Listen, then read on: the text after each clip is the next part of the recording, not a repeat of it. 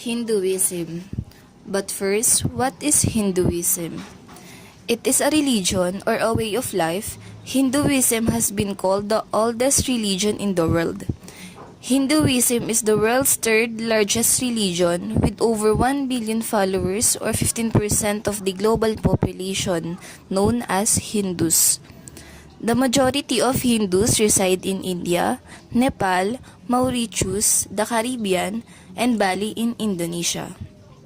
Hinduism originated around the Indus Valley near the river Indus in India. Hindu is derived from the Sanskrit word Sindhu, meaning of the Indus or the river valley, that used by the Aryans. Aryans people are usually called Arya or Anarya based on their behavior. Arya is typically one who follows the Dharma.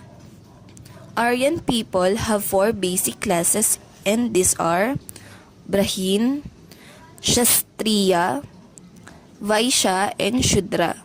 First, Brahmin.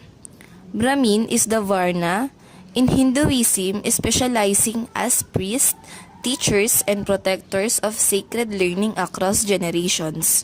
Brahmins was the priests of Hindu temples or at socio-religious ceremonies and rite of passage rituals such as wedding and with hymns and prayers.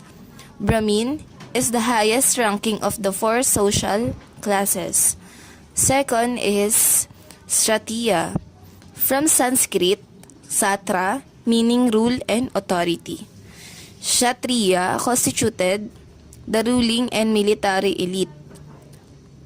Their role was to protect society by fighting in wartime and governing in peacetime.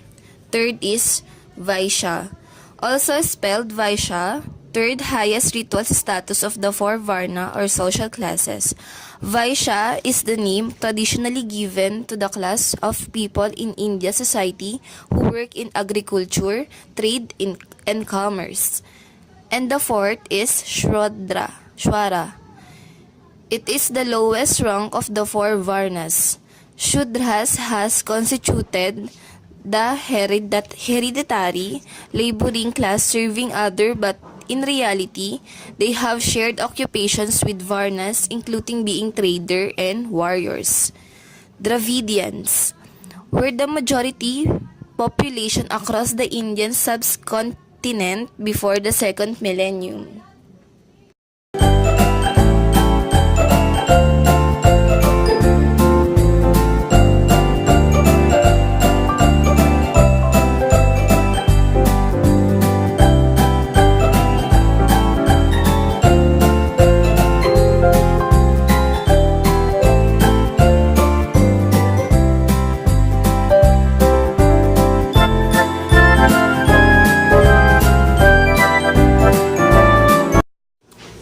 Original concepts or practices.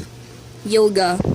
Beliefs, norms is a group of physical, mental, and spiritual practices or discipline which originated in ancient India. Ayurveda. Its purpose is summarized in the Sanskrit meaning of Ayurveda, Ayus or life, health and longevity, and Veda or science and knowledge. Tantra denotes the esoteric tradition of Hinduism and Buddhism, most likely about developed in the middle of first millennium. Karma, universal principle of cause and effect, action and reaction, which Hindus believe governs all consciousness. Brahman, concept of the transcendent and immanent ultimate reality, supreme cosmic spirit in Hinduism. Atman. Atma is Sanskrit word is equated to inner self or soul. Kama Sutra, as an ancient Sanskrit guide to sexual technique and human sexual behavior and love.